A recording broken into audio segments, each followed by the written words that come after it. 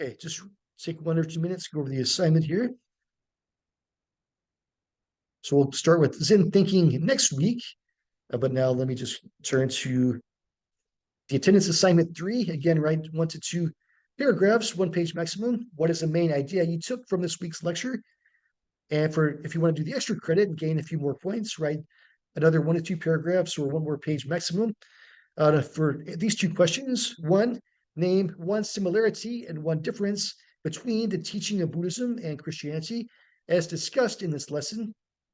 For the difference, which teaching do you believe to be true? The difference between the two. Do you believe one or the other of them is true?